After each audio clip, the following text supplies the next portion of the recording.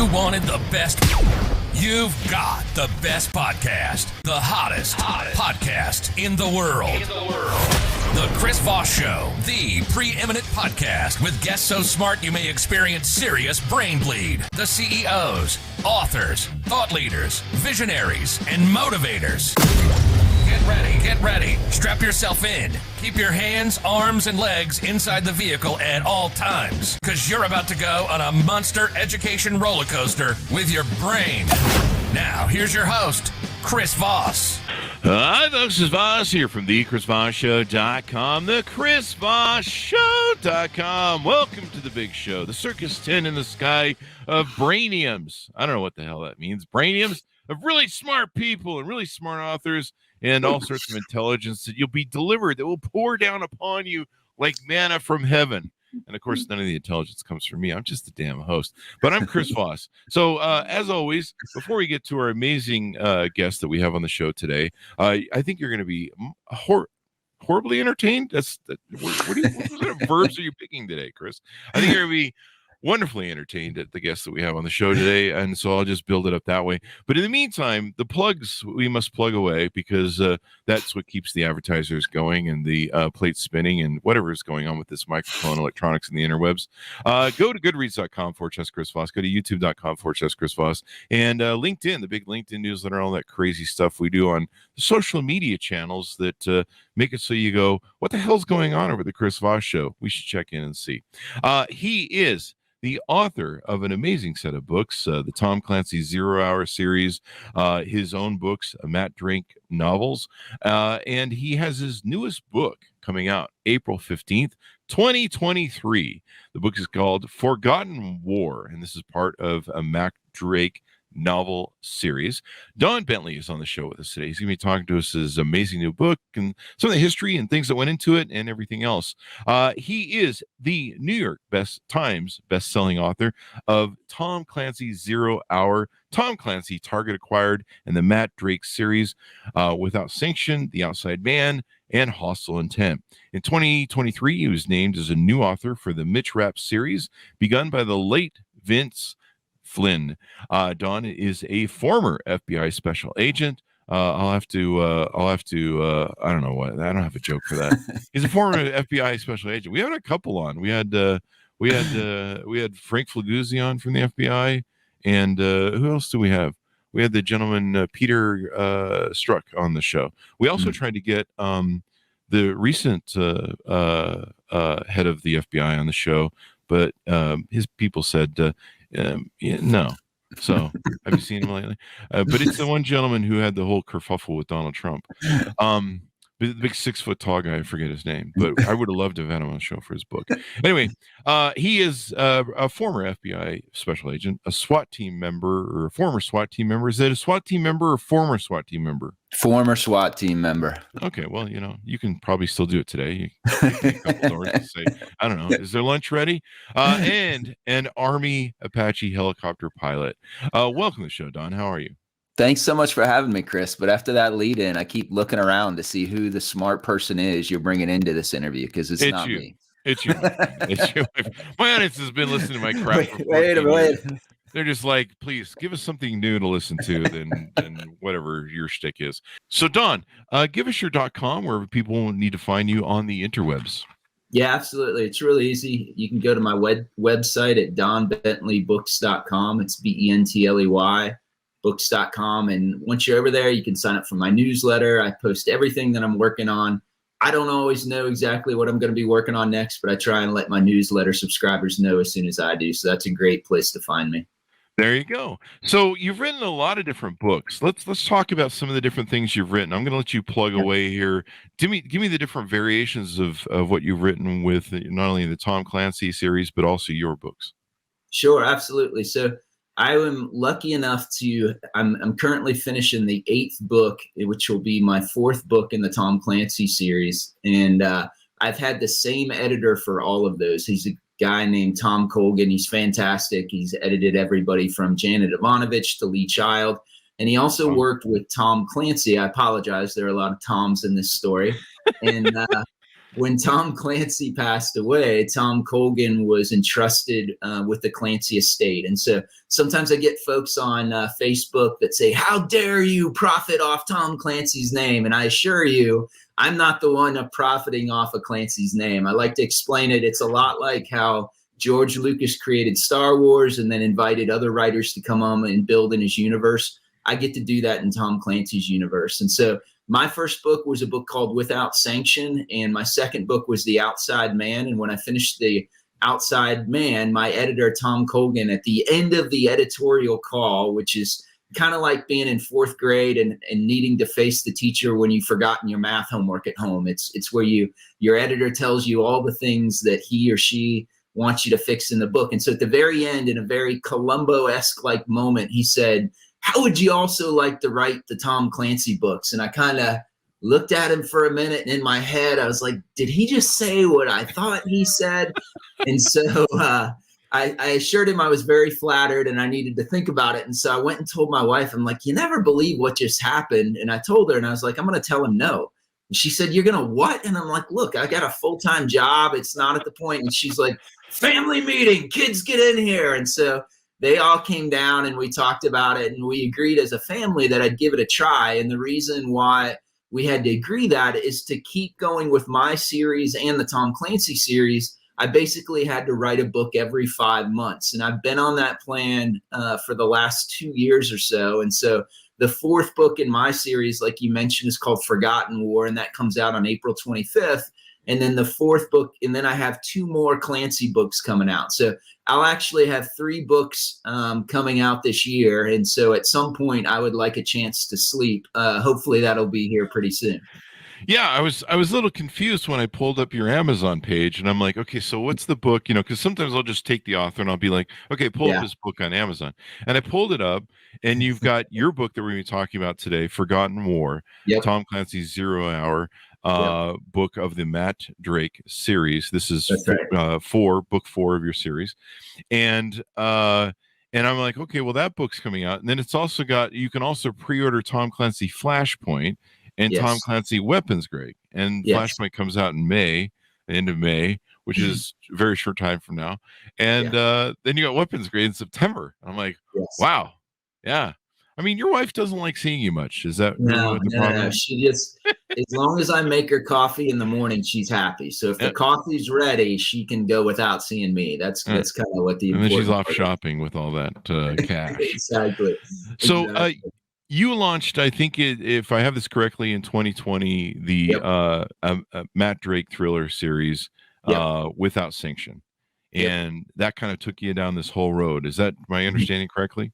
Yeah, that's right. So I had the incredible fortune to debut in the middle of this little thing we called COVID. And so I got about a week and a half into my book tour. You know, I'd written 3 books before that and took 17 years to do it, because after you write a book and it doesn't sell, there has to be an appropriate period of time where you just sulk and are mad at the world. And so 17 years, 3 books. If you don't count that, I'm pretty much an overnight success. But I'm finally at the point that all authors love. I'm going out to meet readers and show my book, and the world shuts down. And so then I sit at my computer for the next 2 years trying to figure out why I wanted to be a writer in the first place. And so, yes, that is me. And I can also sell you lottery tickets if you want losing numbers after this. I'm your man for all of those things.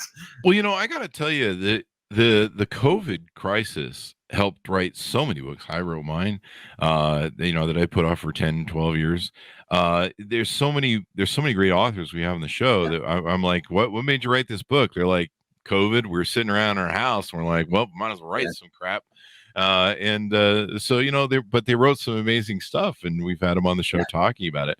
So this is your, the Matt Drake novels. Talk to us about who this character is, and some of the pathway that he's gone to, and how this plays into the newest book, Forgotten War. Yeah, absolutely. So my editor, the other Tom Colgan, he likes to say that when you are making your debut as a fiction writer, you have to do something that's the same but different. And so Brad Taylor is a good friend of mine. He's a New York Times bestselling author, was a Delta Force commando, and he writes a great series of books in this same genre that feature a character called Pike Logan. And so I'm never going to be able to write a better Brad Taylor book than Brad does, but I have to write something close enough so that if a reader picks my book up, he or she understands why it's shelved in the same section as Brad's. And so after writing, 3 books that didn't sell, I kind of sat back down and said, okay, what am I trying to do as a writer that can be the same but different? And so I made a couple of intentional choices. So the first is my protagonist is a guy named Matt Drake, and I write him in a first person point of view. So that's insider writer talk, just meaning that Matt is the one that tells the story. And the reason that I do that is that Nelson DeMille has been a huge influence on my writing. And so he's a fantastic writer, but he has this series that has a New York City cop named John Corey, and he writes it first person, and he's so funny. And I remember reading my first John Corey book, which was Plum Island, and I told my wife afterwards, I'm like, I would read about that guy going grocery shopping because he's so funny and that voice is so engaging. And while I'm not that funny in person, if you give me enough time and I can rewrite the joke 5 or 6 times, I can write in a similar manner. And that is something that's not usually seen in this genre. And I said, okay, that's the first thing I'm going to do. I'm going to write in a genre. I'm going to use that first person kind of witty, sarcastic voice. And that's what Matt Drake is. The second thing I did is when I looked across this genre, there are a lot of special forces guys, a lot of Navy SEALs, a lot of CIA operatives. But when I was in the FBI, I got to know a different organization called the DIA, which is the Defense Intelligence Agency. So they have a very similar mission to the CIA, but it reports through the military chain of command. And most of the folks, or a lot of the folks who are in it, are actually military members. And so when I started researching this organization, the DIA and CIA fight over turf and mission and money, and there was just a lot of interesting conflict there. And so I took Matt Drake and made him what's called a case officer, which is a fancy word for a spy. And so his job is to run and recruit what in the intelligence community we call assets. When I was in the FBI, I had a similar job where my job was to run and recruit what we call sources. And so I took that and said, hey, that's something different as well. And then the third thing I did, when I was doing publicity for Without Sanction, I had a radio interviewer. She thought she was going to pin me to the wall. And she said, are you Matt Drake? And I said, I am absolutely not Matt Drake, but I've stood in the same room with men who could be. And so, being in the FBI, I got to meet some very interesting people. But more than that, in the years since, before I wrote full time, my job was to work for companies who made and marketed products specifically to customers in the special operation and intelligence communities. And so I got to know them and know how they saw their world and know, what they thought of things. And so Matt Drake is a former Army Ranger because 3 of my best friends are former Army Rangers. And that's why there are so many SEAL jokes in the book. I apologize ahead of time if you're a Navy SEAL.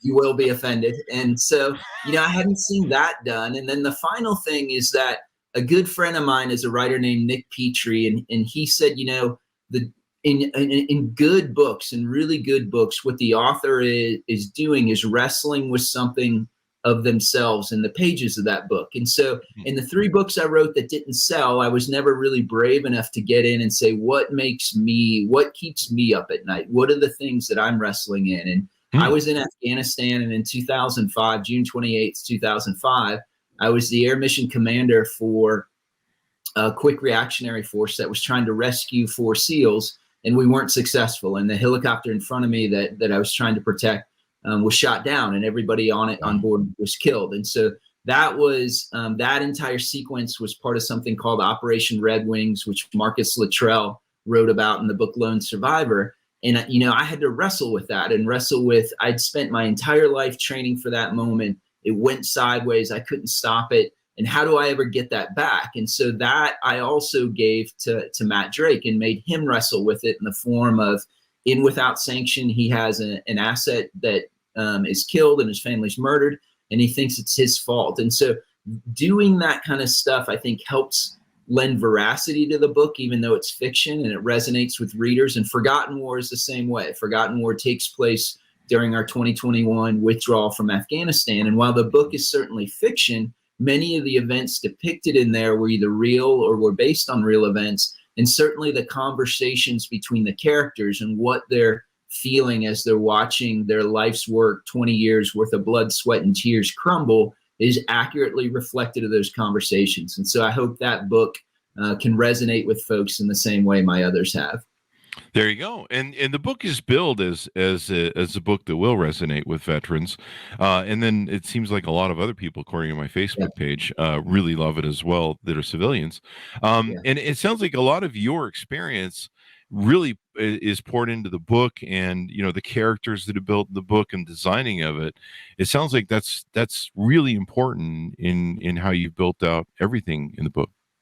It is, absolutely. And it's not, and just to be clear, I wanted to take more, what I tell folks all the time is my wife likes to say that I can't figure out what I want to do when I grow up, which is true. But I like to say kind of what I said before, is that the thing I bring to writing isn't that I was a Delta Force commando like my friend Brad, but I got to meet the people who were. And so one of my best friends, who still serves as my subject matter expert for my books, was a Delta Force commando.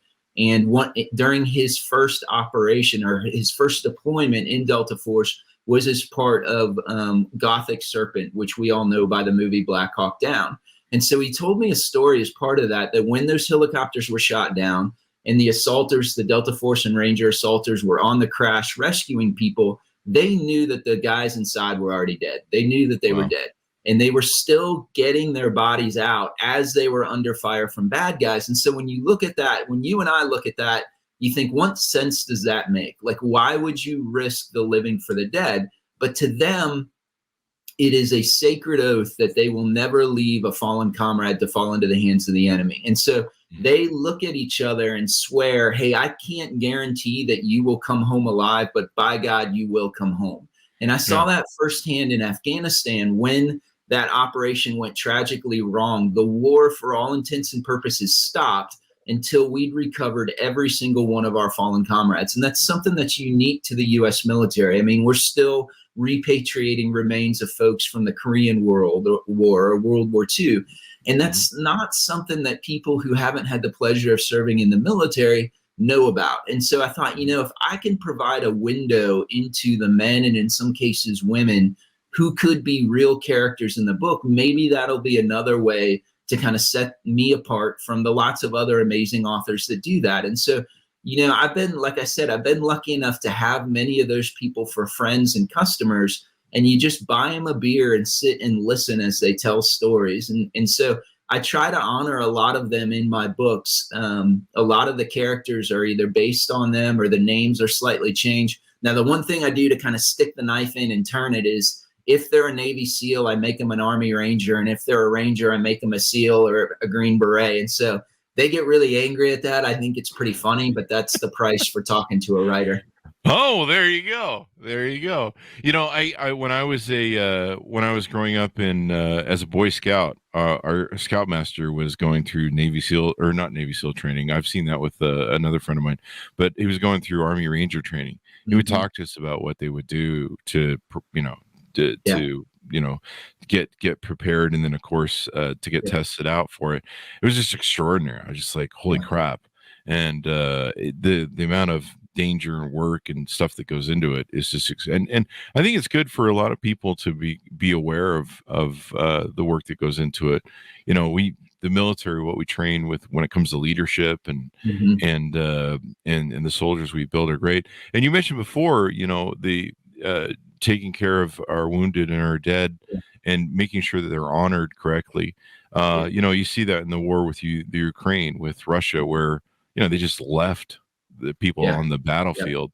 And unfortunately, they don't have a press that's, like our Fourth Estate, where, they can report on that stuff and go, hey, these guys aren't taking care of those folks.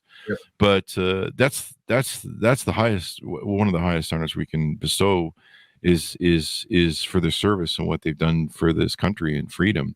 And I think that's what's great about your books, is you have that experience of being a veteran. You have it from several different facets, it sounds like, from the FBI experience and everything else, where you can pour this into book. Why did you choose the title Forgotten War? Yeah, because I think if you look at Afghanistan, and it was a 20-year plus war.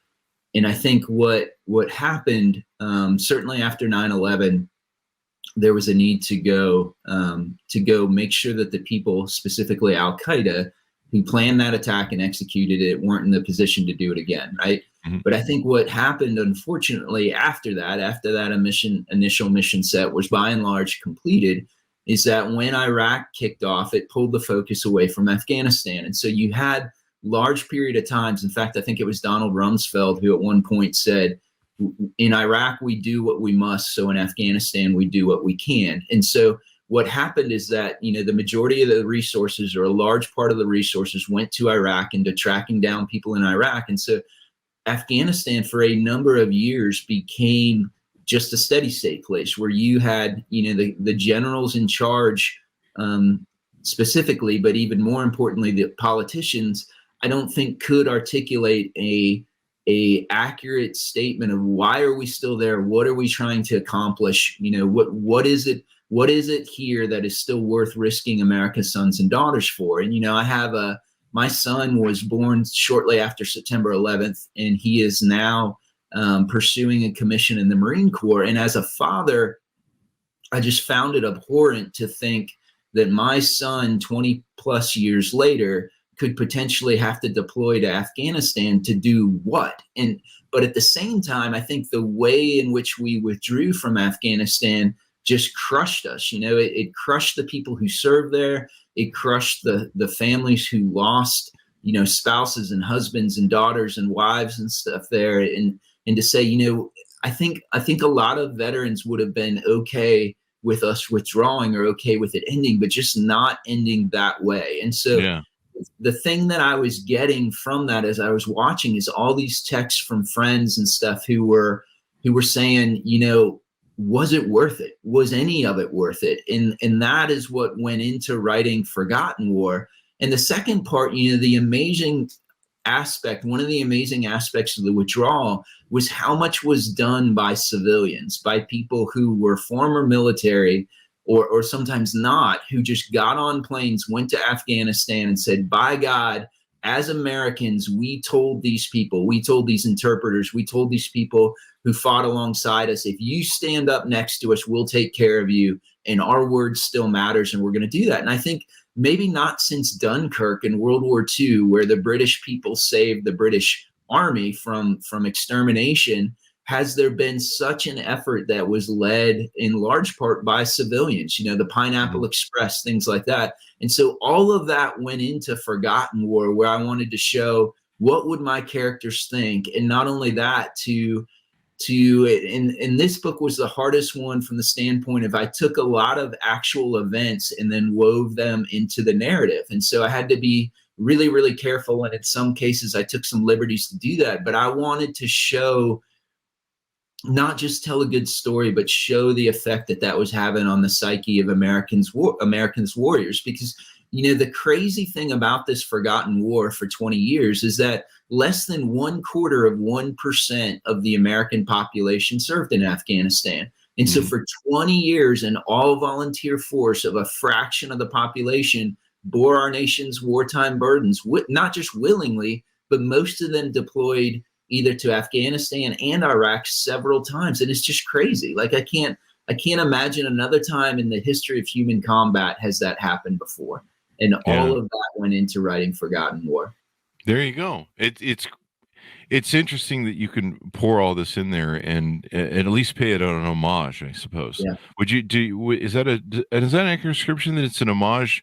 Absolutely. Maybe not to the, how it ended, but to the men and women and the people who were there and fought and tried to make the best of it in spite of everything. Absolutely. And you can see, Forgotten War is a little bit different. The other thing my editor, Tom, says is that what separates a great writer from a good writer is that a great writer pushes the envelope with every single book. He or she tries something different. Mark Graney is one of his writers as well. Mark Graney does the Gray Man series and just had the Gray Man movie come out. And Tom likes to say that Mark is at the point in his career where he could mail it in if he wanted to. He could write, here's another episode of The Gray Man, but he refuses to do that because he's such a great writer. And so when I sat down to write Forgotten War, there were a couple of things I wanted to do. Number one, I certainly wanted to have the homage that you talked to, like here are the men and women who serve on your behalf. maybe you don't know one. And so let me show you a little bit of what they look like, what the men and women look like and how they think. The second thing I wanted to do is my book is based on a friendship between Matt Drake and a guy who goes by his call sign Frodo. And so Matt Drake is a white boy who grew up outside of Salt Lake City on a ranch. Frodo is an African-American outside of Philly who never went to college, and they're best friends. And that's emblematic of my time in the military, is that the military, maybe better than any other institution, serves as a melting pot where people from all backgrounds, all races, genders, creeds and stuff come together and form those unbreakable relationships. And the readers have really loved Matt and Frodo together. And I thought, wouldn't it be really neat to show one of their first operations together? And so part of Forgotten War shows something that happened 10 years earlier in an operation that went sideways with Matt and Frodo. And then part of it also shows, like, during the fall of Afghanistan, what was it like over there? What was it like as people were trying to go out and honor those blood oaths that they swore to their Afghan partners? And so that was part of the complexity of the book, certainly, and then hopefully the enjoyment the reader gets when they dig into it. There you go. You mentioned Mark on the show. Mark, where to have it? Mark Greeny on the show. We had him actually on a few months ago for his recent book, and it was great to talk to him about his stuff. So we'll get a plug in there for him and a plug for the show we did. The other thing you mentioned, we also had Elliot Ackerman on the show. He's been on twice. He was on with the book with James Admiral Stavridis. Yeah. Stavridis. I knew I was going to mess that up if I tried swinging it. But yeah, Elliot's been on twice. And the second time he came on was for his book, The Fifth Act, America's End in Afghanistan. And at the time he came on, he was still actively making calls and trying to get people out of Afghanistan, the interpreters and different people. And, he was going through, he's like, I'm still going through it today. Making calls and taking calls and trying to get people out. And there's people that are, they're making private airplanes and flying in, trying to do stuff. And just extraordinary work and the care and love of the people that were there, and people stood behind us and trying to honor that promise that we gave to those people. And, I think even now we're still dealing with the fallout of it. I mentioned the green room we were talking before. We had Grand Illusion yesterday on the rise and fall of American ambition in the Middle East, and talking about how each administration came in with this, the last 40 years, with this whole, we have this mandate, we've been elected, we're gods of the world, we'll fix everything. And then, just continuing to have crisis after crisis in the Middle East. In the book, anything more you can tease out on, one of the things about novels is we can't give away the endings and much of the middle part. Anything you want to tease out more on the book that we should know? Yeah. So one of the things that makes Forgotten War a little bit unique in my series is that it is also a bit of a mystery. So from the standpoint of when the book kicks off, Matt and Frodo are in a bar, and Frodo gets arrested by Army CID agents for murder. And it turns out the murder took place during that operation I referenced that occurred 10 years ago. And so as Matt starts to dig into that, what he realizes is that all of the men who were on that operation begin to die under mysterious circumstances. And so he has to go back to Afghanistan, because the only person who knows actually what happened in the room where the murder, quote unquote, murder took place, was their Afghan interpreter. And so you get to see that as well. And then, just like I said, I've tried to incorporate as many different stories as I could at the same time. And then what drive my books, I think, or make my books different, is the sense of heart that's there. And so my character, Matt, is married to a woman named Lila, who is half Afghan and half Pakistani. And so she has family that's in Kabul at the time that the Taliban is taking over. And so that's one of the things Matt's trying to do too. And I think, like, those relationships, the sense of heart between Matt and his wife, Matt and his friends, the service member that served together, again, that's something that I thought was most magical about my time in the military, that if you're not part of that brother and sisterhood, you don't ever really experience, I think, anywhere else. Combat is a crucible that's unlike any other. And when you come out of that, you're changed, and the relationships with the people that you went inside are changed with. After I had a mission that went south in Afghanistan, I remember flying the next day and trying to get a sense of who I was and whether I even still deserved to be flying and could do that job. And I was going down one way on a ring route, and my best friend, who was the troop commander, was coming the other way. And as we went, he just clicked on the radio and called over to me. And just the sound of his voice reminded me that I wasn't here alone, that if I got in trouble, there were people standing on that wall who would, by God, drop everything to come and get me. And a lot of people talk about that. You talk about that in the civilian life. If I got your back, man, I got you. You get a beer or two in you and you got everybody's back, right? But then when you see it actually played out in real life, and those guys are people that are still on my speed dial now. And it's funny, one of my best friends that was the Army Ranger, when guys come to date his teenage daughter, he sits them down and says, I'm a nice guy, but I've got on my Rolodex a bunch of rough men who will come and do violence on my behalf. So just keep that in mind. Yeah, in cheek, but it also isn't, from the standpoint, because once you've been through that crucible together, you're forever changed. Yeah, there's a brotherhood to it. I remember one of my friends was a sniper in Iraq, and he was going back for his 4th tour of duty. And I was like, dude, you've gone through 3 tours of duty, and you want to go back, and you don't have to go back. And he goes, I want to go back. He goes, I'm really lost here. And we've had a few people on the show that have written books and talked about PTSD and some of the issues of dealing with the damage from the war, but also the lack of brotherhood that you have when you leave, and you're so used to that, and my friend told me, he says, Chris, when I'm there, everyone has my back. When I'm here, I'm alone. It's kind of like Rambo without the Hollywood hype. And he was like, when I go back there, I know people behind me. I have the brotherhood. I'm in family. Where here I'm not, even though I have a family. It's not the same.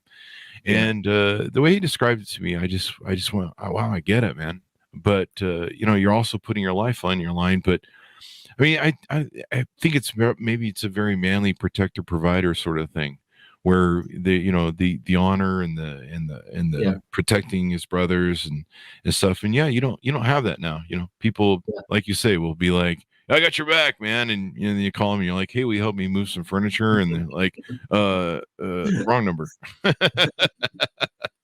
No, absolutely. And I think one of the things I talk to veterans a lot and say, one of the things you don't realize when you're in the military is how much of who you are is tied up into what you do, that your sense of purpose, that who you are as an individual. And then while you might have some trauma from ongoing operations, from things that went wrong, just from, combat itself is corrosive, right? No matter what you do, everybody around you has the same thing, and there's a community there. And so what you don't realize is when you separate from the military, often you go back home or you go off back to do your job, you've now split yourself or divided yourself from the only people who really understand what you've been through, what you're going through now.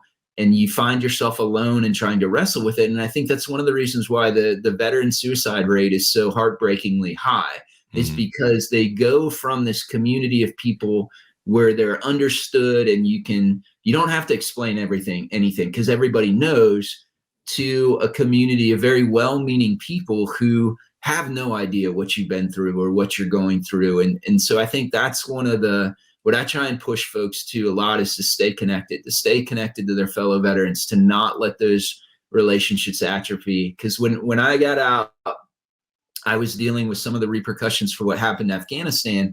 And it wasn't until a good friend of mine now, Nate Self, who was an Army Ranger, and he was during the Battle of Anaconda, went in to go get Neil Roberts and Chapman's first name escapes me, but the two folks who had been left behind from a different Chinook, and his helicopter was shot down, and he lost a number of guys, and he wrote a book called Two Wars about it. And he listened to me, and at the end of it, he just looked at me and he said, it's not your fault. What happened isn't your fault. And there was nothing that was magic in those words, But the fact that they came from somebody who had been there and done that and was dealing with the same thing, they meant a whole lot more to me than the same words that maybe my wife had said to me or other friends that didn't. And so there's power in your experiences and power in what you've done, and you need to be willing to share that with other veterans for sure. There you go. There you go. We had Jason Kander on the show. I don't know if you're familiar with him. He ran for president a while back, but he talked about his crisis of PTSD, and he didn't think he had any because he didn't see any really what he thought in his mind rough things. But it's a big factor. We've had some other people on the show that have talked about different ways they're mentally trying to help veterans deal with PTSD, but the experience that you have and being able to pour them into a book and give veterans and other people an enlightenment and pay homage to their service, I think is astounding. Anything more you want to tease out on that book or any of the future books you have coming out, since you're putting out at least 3 this year? So Forgotten War, April 25th. It is, like I said, it is has the most heart in any of the books. I think you get to see Matt and Frodo in some amazing different ways, and then also a reflection of Afghanistan and what happened there and the way that the men and women who served there view it. And so would love for you to pick that up and would love to hear about it from you. And then after that, a month later, I've got Forgotten War that comes out, or Flashpoint that comes out, and that's my next Tom Clancy book, and that one takes place in large part in the South China Sea. And then finally, Weapons Grade comes out in September, I think. I'm furiously finishing that now and have to turn it in a week, and that'll be out as well. And so you get 3 books from me. You can choose one of the 3. Hopefully you'll like at least one of them. So I kid with my friend all the time where if you can't write a good book, you write a lot of books. And so hopefully one of those books will be a good book to somebody. Well, you're being very modest. I think people love your work and enjoy it, and that's what keeps them coming back. So there you go. We'll be looking for a whole mess of books out of you in the future. Are you going to keep doing 3 a year or more a year or less a year? Or what's the plan?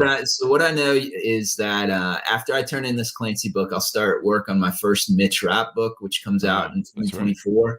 And what I told my editor, the long-suffering other Tom we've talked to, is that I'll check back with him in December. And so it might be that I get to write another Clancy book. It might be that I write another Matt Drake book. It might be that I write a standalone. But I intend to write something, but not all 3 at the same time. So again, my website, donbentley.books.com, I try and let my subscribers know first what I'm thinking and what to expect next from me. So follow me there.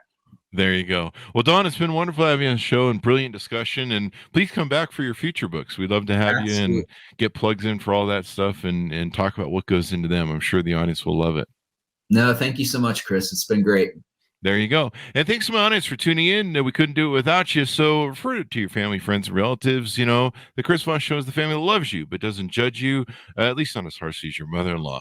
Anyway, go to goodreads.com/Chris Voss. Goodreads. Wait, I did Goodreads. YouTube.com and LinkedIn. You know the drill. Anyway, thanks for tuning in, everyone. Be good to each other. Stay safe, and we'll see you guys next time.